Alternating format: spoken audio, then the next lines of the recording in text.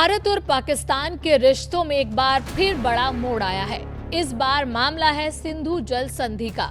भारत ने साफ कर दिया है कि पाकिस्तान के साथ ये समझौता तब तक नहीं होगा जब तक वो आतंकवाद पर लगाम नहीं लगाता। भारत ने इतना सख्त रुख क्यों अपनाया? क्या भारत इस संधि से पूरी तरह बाहर निकल सकता है और इसका पाकिस्तान पर क्या असर होगा? आइए आसान भाषा में पूरी कहानी समझते हैं। सबसे पहले जानते हैं कि सिंधु जल संधि है क्या। दरअसल सिंधु जल संधि एक समझौता है जो 1960 में भारत और पाकिस्तान के बीच हुआ था। विश्व बैंक की मध्यस्थता में बनी संधि के तहत दोनों देशों ने सिंधु नदी प्रणाली के पानी के इस्तेमाल के नियम तय किए थे। इस समझौते के तहत पाकिस्तान को सिंधु बेसिन का बड़ा हिस्सा इस्तेमाल करने का अधिकार मिला, जबकि भारत को भी अपने हिस्से की नदियों का उपयोग करने का अधिकार मिला। करीब 65 साल तक ये संधि दोनों देशों के बीच लागू रही। भारत ने अब क्या कहा है? अब भारत का कहना है कि सिंधु जल संधि अपने मौजूदा स्वरूप में आगे नहीं चलेगी। सरकार का मानना है कि जब तक पाकिस्तान लगातार सीमा पार आतंकवाद को बढ़ावा देता है, तब भारत के लिए इस समझौते को पहले की तरह जारी रखना उचित नहीं है। भारत पहले ही इस संधि को स्थगित कर चुका है और अब साफ संकेत दिए हैं कि भविष्य में अगर कोई नई व्यवस्था बनेगी तो वो नई शर्तों और नए ढांचे पर आधारित होगी। अब बात ये कि भारत इतना सख्त क्यों हुआ? भारत का कहना है कि पाकिस्तान आतंकवाद के खिलाफ कोई ठोस कदम नहीं उठा रहा। भारत का आरोप है कि सीमा पार से आतंकियों को लगातार समर्थन मिल रहा है। ऐसे में भारत मानता है कि दोनों देशों के बीच विश्वास खत्म हो चुका है। सरकार का साफ कहना है कि जब तक पाकिस्तान आतंकवाद को पूरी तरह और भरोसेमंद तरीके से नहीं रोकता है, तब तक इस संधि को बहाल करने का सवाल ही नहीं उठता। क्या भारत संधि से बाहर निकल सकता है?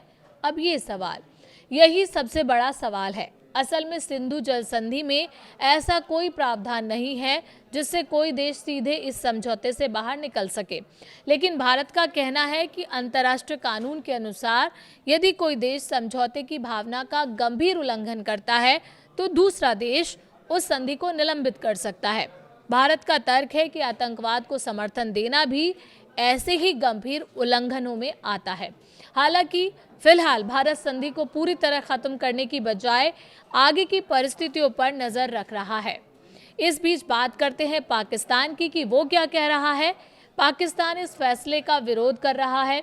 उसका कहना है कि भारत ने एक तरफा तरीके से संधि को रोक दिया है और इससे उसके करोड़ों लोगों की जल सुरक्षा प्रभावित हो सकती है। इसी वजह से पाकिस्तान इस मुद्दे को अंतर्राष्ट्रीय मंचों पर भी उठा रहा है। लेकिन भारत का कहना है कि एक संप्रभु देश होने के नाते उसे किसी ऐसे समझौते में रहने के लिए मजबूर नहीं किया जा सकता जो उसके राष्ट्रीय हितों के खिलाफ हो। क्या भारत ने पूरी तरह पानी रोक रखा है? इसका जवाब है नहीं।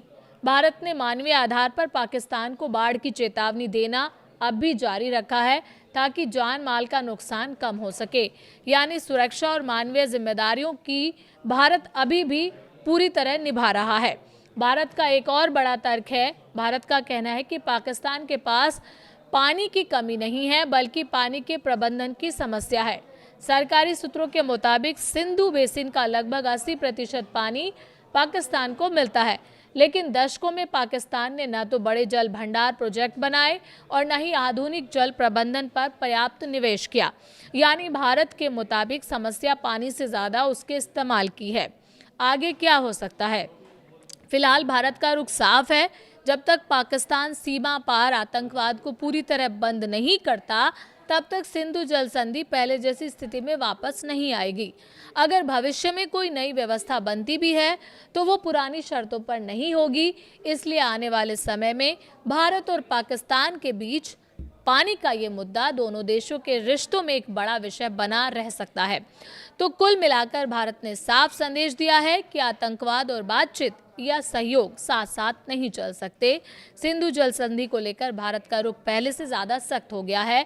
अब सबकी नज़र इस बात पर रहेगी कि पाकिस्तान आगे क्या कदम उठाता है और क्या भविष्य में दोनों देशों के बीच इस मुद्दे पर कोई नई बातचीत होती है या नहीं।